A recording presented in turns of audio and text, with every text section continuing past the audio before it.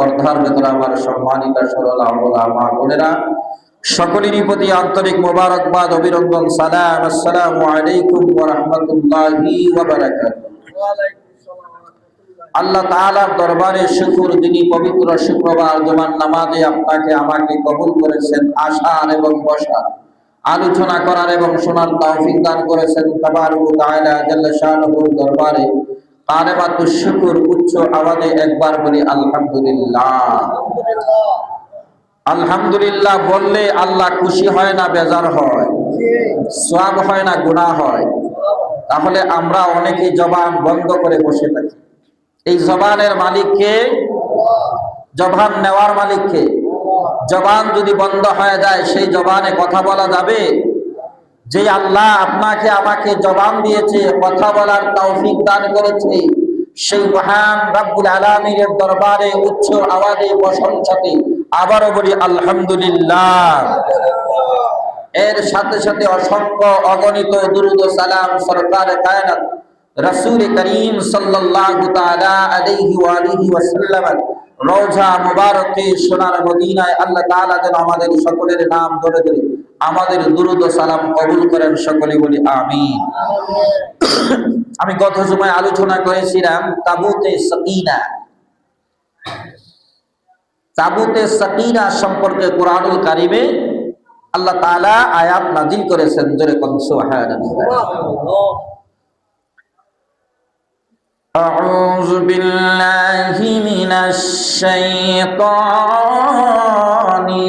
রাজীম। বিসমিল্লাহির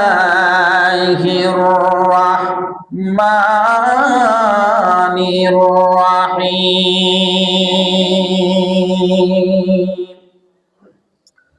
وقال لهم نبيهم إن آية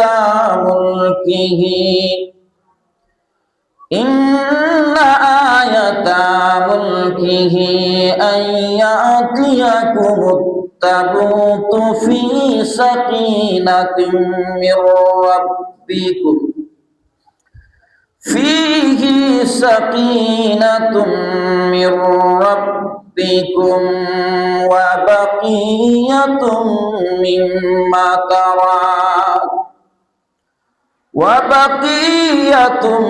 مما ترك آل موسى وآل هارون تحمله الملائكة إن في ذلك لآيات لكم إن كنتم مؤمنين।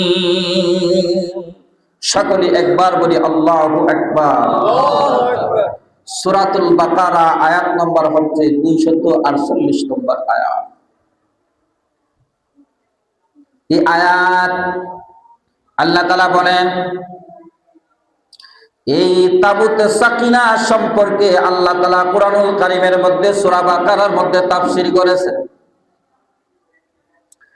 বনী ইসরাঈলের দলেরা যখন বিভ্রান্তিত হয়ে যাইত, যখন কঠিন মুসিবতের মধ্যে পড়ে যাইত, কঠিন বিপদের মধ্যে পড়ে যাইত, এই তাবুতে সাকিনা সামনে রেখে দিত, সেখান থেকে ফয়সালা আসতো। আল্লাহু আকবার বলে।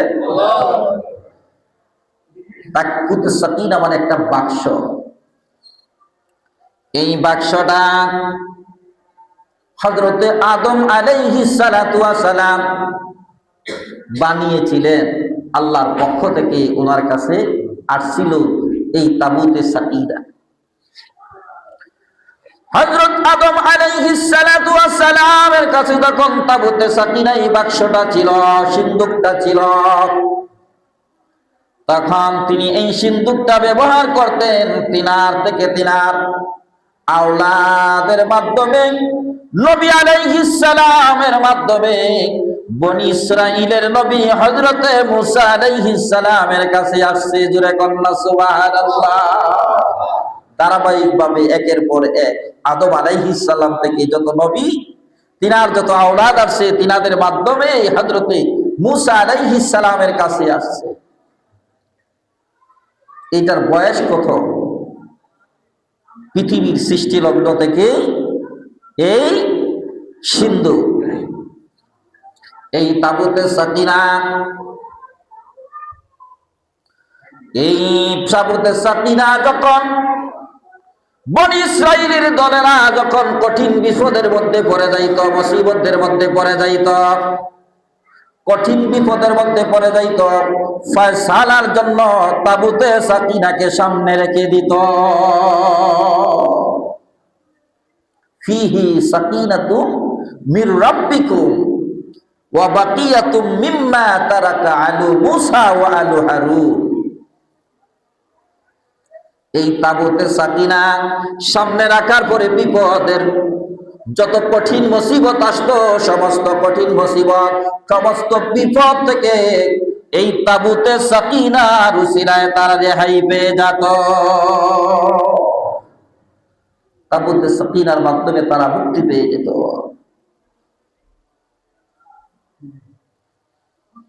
বনি ইসরাইল যখন বিভক্ত হয়ে গেল, গুনাহের কাজে জড়িত হয়ে গেল, নাফরমানির কাজে জড়িত হয়ে গেল, কঠিন মুসিবতের মধ্যে তারা পড়ে গেল, তারা নাফরমান হয়ে গেল, আল্লাহর অবাধ্য হয়ে গেল।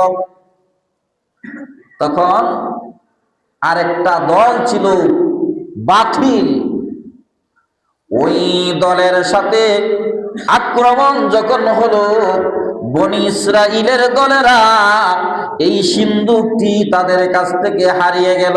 তারা বাতিলের দলেরা বনি ইসরাইলের দল থেকে ওই সিন্দুকটা তারা ছিনিয়ে নিল, তারা লুকিয়ে রাখলো খারাপ জায়গায়, আবর্জনার মধ্যে তারা এটা লুকিয়ে রাখলো। তারা বিয়াদবি করলো সিন্দুকের ব্যাপারে। এই সিন্দুকটার মধ্যে আল্লাহর রহমত আছে, নিয়ামত আছে, বরকত আছে। তখন বাতিলেরা, কাফের মুশরিকেরা সেই সিন্দুকটারে তারা কি করলো, একটা খারাপ জায়গায় নর্দমা স্থানে পুঁতে রাখছে। জোরে কর নাউজুবিল্লাহ। খারাপ জায়গায় পুঁতে রাখলো। কারণ এই সিন্দুকটাকে ভালোবাসে কে? একটু জোরে বলেন কে? এই সিন্দুকের মধ্যে আল্লাহর রহমত আছে কিনা নাই? এই সিন্দুকের মধ্যে কি ছিল? তখন বলা হয় হযরতে মুসা আলাইহিস সালামের লাঠি ছিল, হযরতে সুলাইমান আলাইহিস সালামের আংটি ছিল, কোন নবীর পাগড়ি ছিল, কোন নবীর ব্যবহৃত জিনিস এই তাবুতে সাকিনার মধ্যে ছিল। কারণ আল্লাহর প্রিয় বান্দাদের ব্যবহৃত জিনিসও আল্লাহর পক্ষ থেকে নিয়ামত। আল্লাহর প্রিয় বান্দা যারা, আল্লাহর মাহবুব যারা, তাদের ব্যবহৃত যে জিনিসগুলো আছে সেগুলো হলো আল্লাহর প্রিয় বান্দাদের, যারা আল্লাহকে অনুসরণ করে, যারা আল্লাহকে অনুকরণ করে, যারা আমার নবীকে অনুসরণ করে, যারা আমার নবীকে অনুকরণ করে, যারা আউলিয়া কেরামকে অনুসরণ করে, যারা আউলিয়া কেরামকে অনুকরণ করে, তাদের জন্য হচ্ছে নিয়ামত। জোরে কন্যা সুবহানাল্লাহ। এই তাবুতে সাকিনা মুসলমানদের জন্য বিশাল একটা নিয়ামত ছিল, কিন্তু তারা তাদের অন্যায়ের কারণে, তাদের অপরাধের কারণে সেই সিন্দুকটি তাদের কাছ থেকে বাতিলেরা ছিনিয়ে নিয়ে গেল। ছিনিয়ে যাওয়ার পরে তারা তো সেটার কদর বুঝবে না। কদর কি বুঝবে? যারা ওলি আল্লাহর মাজারে আগুন দিছে তারা কি ওলি আল্লাহ মানে? যদি মানতো তাহলে কি আগুন দিত? এদেশে ইসলাম আসছে আউলিয়া কেরামের মাধ্যমে। শাহজালাল না আসলে, শাহ আলী বাগদাদি না আসলে এদেশে ইসলাম আসতো না। খান জাহান আলী না আসলে এদেশে ইসলাম আসতো না। শাহ মাখদুম না আসলে এদেশে ইসলাম আসতো না। চট্টগ্রামে 12 আউলিয়া না আসলে ইসলাম আসতো না। এদের মাধ্যমেই তুই আসে এদেশে ইসলাম প্রচার হয়েছে। তাহলে আউলিয়া কেরামের মর্তবা যদি বুঝতো তাহলে সেখানে আগুন দিত না, সেখানে ভাঙচুর করতো না। না বুঝার কারণেই তো সেগুলো হয়েছে। এই জন্য বনি ইসরাইলেরা না বুঝার কারণে, ইসলাম পরিপূর্ণভাবে না বুঝার কারণে তাদের উপরে আক্রমণ আসছে। তাদের অপরাধের কারণে, অন্যায়ের কারণে। সে কথাটা আমি কেন বললাম? যত মাজার শরীফে যাইবেন, আউলিয়া কেরাম যেখানে শুয়ে আছেন দেখবেন সেখানে গাজার আসর, সেখানে গুন্ডা বদমাইশের আসর। তাহলে গুন্ডা বদমাইশরা, খারাপ লোকরা আউলিয়া কেরামের মাজারগুলো দখল করে নিয়েছে। যেখানে শরীয়তের আলেম উলামা থাকার কথা ছিল, যেখানে ভালো মানুষের আনাগোনার কথা ছিল, সেখানে খারাপ লোকের আনাগোনা হয়েছে।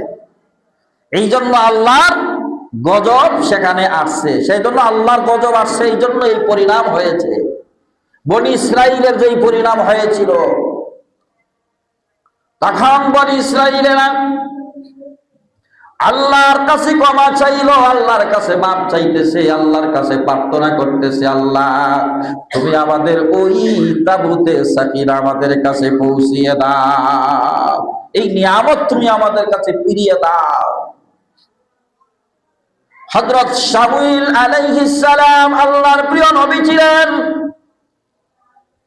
হযরত শামুয়েল আলাইহিস সালাম বললেন, তোমাদের কাছে আমার আল্লাহ এই তাবুতে সাকিনা আবার পৌঁছিয়ে দিবেন। এই তাবুতে সাকিনা আমাদের কাছে আবার আসবে। যখন তারা এই তাবুতে সাকিনাকে ধোঁয়াতমা খারাপ জায়গায় পুঁতে রাখছিল, তাদের উপরে আল্লাহর গজব আসছে, তাদের উপরে আল্লাহর আযাব আসছে। তাদেরকে আল্লাহ গজব আযাব দিয়ে এমন ভাবে, যেমন আমাদের মধ্যে করুণা আসছে, আমরা নাফরমান হওয়ার কারণে, আল্লাহর অবাধ্যতা হওয়ার কারণে আল্লাহর পক্ষ থেকে আমাদের উপরে গজব আসে। শিয়ামরে ইশারা আর আম্মকরে ধাক্কা দিলেও সে বুঝবে না। যারা শিয়ানা তারা বুঝে ফেলবে যে এই গজবটা আল্লাহর পক্ষ থেকে আমার উপরে আসছে, আমি আল্লাহর নাফরমানি করার কারণে, অন্যায় করার কারণে, গুনাহের কাজে লিপ্ত হওয়ার কারণে আমার উপরে আল্লাহর গজব আসছে। আল্লাহর কাছে তখন ইস্তেগফার করে, তওবা করে, আল্লাহর প্রিয় বান্দা যখন ক্ষমা চাইবে, আল্লাহ তখন ওই প্রিয় বান্দার কাছে আবার আল্লাহর রহমত বর্ষণ করবে। জোরে কন্যা সুবহানাল্লাহ। বৃষ্টি যখন বর্ষণ হয়, বৃষ্টির মধ্যে যদি আপনি যান, বৃষ্টি আপনার গায়ে পড়বে না? বৃষ্টি আপনার গায়ে পড়বে, আপনার পোশাক পরিচ্ছদ বৃষ্টি ভিজে যাবে। আপনি যখন রহমতের কাছে যাবেন, রহমত দিয়ে আল্লাহ আপনাকে পরিপূর্ণ করে দিবেন। জোরে কন্যা সুবহানাল্লাহ। তখন বাতিলেরা পরাজয় হলো। তারা তখন চিন্তা করলো যে এই জিনিস আমরা রাখতে পারবো না, এই সিন্ধুক আমরা রাখা সম্ভব হবে না। এটাকে তারা কি করলো, একটা গাভীর মধ্যে, একটা গাভী, তার উপরে এই সিন্ধুকটা বসাইয়া এই গাভীটাকে তারা ছেড়ে দিয়েছে। জোরে কন্যা সুবহানাল্লাহ। সূরা বাকারা, বাকারা তো হচ্ছে গাভী। সূরা বাকারার অনেক ফজিলত, বিশাল বড় সূরা। এটা একটা গাভীর, এই গাভীটাই, এই অনেকেই আপনার অনেক মুফাসসিরগণ তাফসীরকারক বলছেন তাবুতে সাকিনাটাই হচ্ছে গাভী। বিভিন্ন জনের বিভিন্ন মত। তখন ওই দুষ্ট লোকেরা, খারাপ লোকেরা, তাদের উপরে যখন আল্লাহর গজব আসলো, আল্লাহর আযাব আসলো, তখন তারা এই তাবুতে সাকিনাতে একটা গাভীর উপরে বসাইয়া সুন্দর করে তাকে সাজাইয়া এই গাভীটা বনি ইসরাইলের দিকে ছেড়ে দিয়েছে। জোরে কর আল্লাহু আকবার। ফীহি সাকিনাতুম মির রাব্বিকুম ওয়া বাকিয়াতুম মিম্মা তারাকু আলা মূসা ওয়া আলা হারুনা তাহমিলুহুল মালাইকা। আমার আল্লাহ চারজন ফেরেশতা পাঠিয়ে দিলেন এই তাবুতে সাকিনাকে বহন করার জন্য। আল্লাহু আকবার বলেন। কোরআনুল কারীমের আয়াত সূরা বাকারার 248 নম্বর আয়াতের তাফসীরে আপনারা পেয়ে যাবেন। আল্লাহ চারজন রহমতের ফেরেশতা পাঠিয়ে দিলেন, তারা বহন করে সেই সিন্ধুকটা বনি ইসরাইলের কাছে পৌঁছায়া দিল হযরত শামুয়েল আলাইহিস সালামের দরবারে। জোরে কান সুবহানাল্লাহ। তখন শামুইল আলাইহিস সালামের উপরে বনী ইসরাঈলরা ঈমান আনে নাই। ওনারা বলেছিল যদি তাবুতে সাকিরা আমাদের কাছে ফিরিয়ে দেওয়া হয় তবে আমরা আপনার উপর ঈমান আনবো। জোরে কন্যা সুবহানাল্লাহ। তাবুতে সাকিনা যখন ফিরে আসলো তো ভাই সবাই একে একে শামুইল আলাইহিস সালামের উপরে ঈমান আনলো, আল্লাহর নবীর উপরে ঈমান আনলো, আল্লাহর উপরে ঈমান আনলো। তখন আল্লাহ তাদেরকে গজব থেকে হেফাজত করে আল্লাহর রহমতের ছায়ার নিচে কবুল করলেন। আল্লাহুম্মা সাল্লি আলা সাইয়্যিদিনা মাওলানা মুহাম্মাদ ওয়া আলা আলি সাইয়্যিদিনা। এ দুনিয়া পরে তাকিবে, ও ভাই আমরা একদিন থাকবো না, সবাই যেদিন ভুলে যাবে নবীজি আপনি বইলেন না। আল্লাহুম্মা সাল্লি আলা সাইয়্যিদিনা মাওলানা মুহাম্মদ ওয়া আলা আলি সাইয়্যিদিনা। তাহলে আমরা নাফরমানি করার কারণে, আল্লাহর অবাধ্যতা থাকার কারণে আমাদের উপরে আল্লাহর গজব এবং আযাব আসে। কারণ আমরা এমন নাফরমান, আমরা এত গুনাহের কাজের মধ্যে লিপ্ত, দুনিয়া নিয়ে আমরা এত ব্যস্ত, এই জন্য আগামী সিজন, আগামী সময় আমাদের কাছে এত আযাব আসবে, এত গজব আসবে, এত কঠিন মুসিবত আসবে। কারণ মানুষের কাছে মানুষের কোনো মূল্য থাকবে না, মানুষ মানুষকে মানুষ মনে করবে না, ভাই ভাইকে ভাই মনে করবে না, আত্মীয় স্বজনকে চিনবে না, পাড়া প্রতিবেশীকে চিনবে না। কারণ তারা এমন ভাবে গুনাহের কাজে, আমরা এমন ভাবে লিপ্ত হয়ে যাব, আমরা আল্লাহকে ভুলে যাব, আল্লাহর নবীকে ভুলে যাব, ইসলাম থেকে আমরা চলে যাব, ইসলাম থেকে আমরা অনেক দূরে চলে যাব, আমাদের কাছে কোনো ইসলাম থাকবে না। কারণ ইসলাম আমরা শুধু দাবি করব, কিন্তু ইসলামের কিছুই আমাদের কাছে থাকবে না। তখন আল্লাহর পক্ষ থেকে আযাব আর গজব আসতে থাকবে। আসতেছে না? আল্লাহর পক্ষ থেকে আযাব আসতেছে না, গজব আসতেছে না?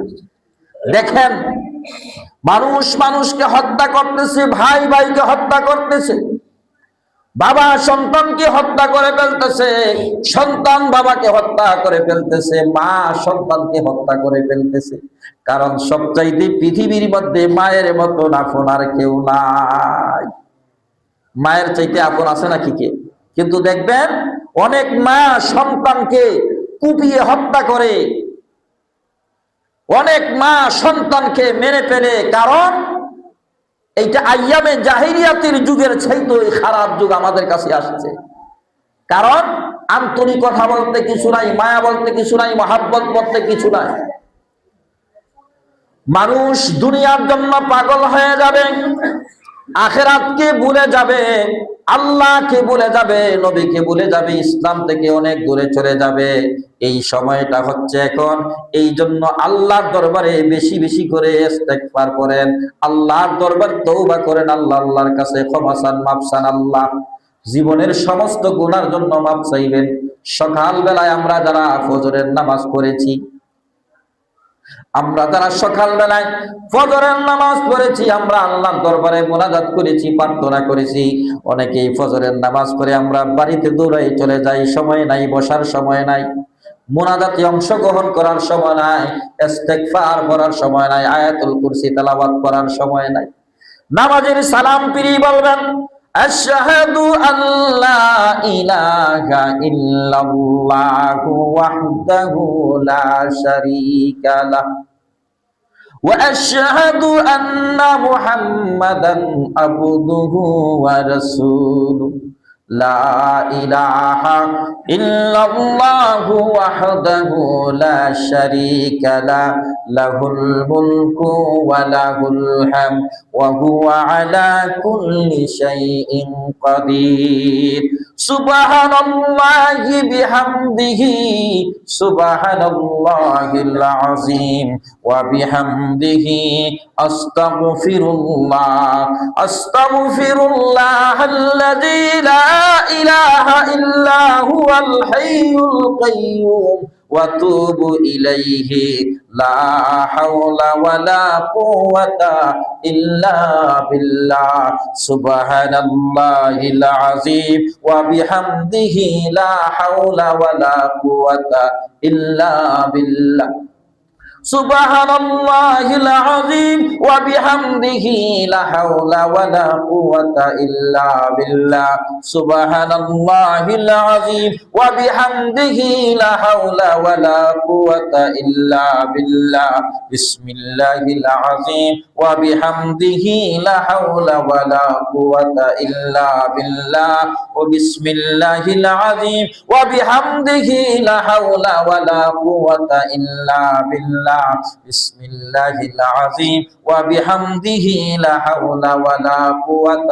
إلا بالله الصلاة والسلام عليك سيدي يا رسول الله الصلاة والسلام عليك سيدي يا حبيب الله ولا آلك وأولادك يا رحمة للعالمين পড়েন আয়াতুল কুরসি পড়েন দুরুদে তাশরীফ পড়েন সূরা ইখলাস শরীফ পড়েন সূরা ফাতিহা শরীফ পড়েন পরে আল্লাহর দরবারে মুনাজাত দেন আর বলেন হাসবিয়াল্লাহু লা ইলাহা ইল্লাহু আলাইহি তাওয়াক্কালতু ওয়া হুয়া রাব্বুল আরশিল আযীম। এই দোয়াটা 7 বার পড়েন, এই আয়াতটা 7 বার পড়েন, এই দোয়াটা পড়েন 7 বার। বিসমিল্লাহিল্লাযী লা ইয়াদুররু মা ইসমিহি শাইউন ফিল আরদি ওয়ালা ফিস সামাই ওয়া হুয়াস সামিউল আলিম। এই দোয়াটা 7 বার পড়েন, আল্লাহর দরবারে প্রার্থনা করেন আর সমস্ত শরীরগুলো মুছে দেন ফু দিয়া হাতের মধ্যে। আমার আল্লাহ বলেন সকাল থেকে সন্ধ্যা পর্যন্ত তুমি আমি আল্লাহর হেফাজতের মধ্যে থাকবে। জোরে কন্না সুবহানাল্লাহ। আবার মাগরিবের নামাজ পড়ে আমলটা করবেন, মাগরিব থেকে ফজর পর্যন্ত আমার আল্লাহর হেফাজতের মধ্যে থাকবেন। জোরে কন্না সুবহানাল্লাহ। নিজেকে আল্লাহর দরবারে সুপে দেন, দুনিয়াতেও শান্তি পাবেন, আখিরাতেও শান্তি পাবেন। পকেটের টাকার মধ্যে কোনো শান্তি নাই, অর্থের মধ্যে কোনো শান্তি নাই। অর্থ বিশাল অর্থের অধিকারী হবে, বিশাল টাকার অধিকারী হবে। এই টাকাগুলো, এই অর্থগুলোই হবে আপনার জন্য জাহান্নামের একটা ঠিকানা। কারণ আপনি এই টাকাগুলো সঠিকভাবে পরিচালিত করেন নাই, এই অর্থগুলো সঠিকভাবে পরিচালিত করেন নাই। এই জন্য কঠিন আযাব, কঠিন মুসিবত আপনার কাছে আমার কাছে আসবে। আল্লাহ তাআলা যেন আমাদেরকে আল্লাহর প্রতি আমরা যে প্রত্যাবর্তন করতে হবে, আল্লাহর কাছে যেতে হবে, সেজন্য আমরা যেন আমাদের নিজেকে আল্লাহর দরবারে সুপে দিতে পারি। আল্লাহ তাআলা যেন আমাদেরকে তৌফিক দান করেন। সকলে বলি আমিন।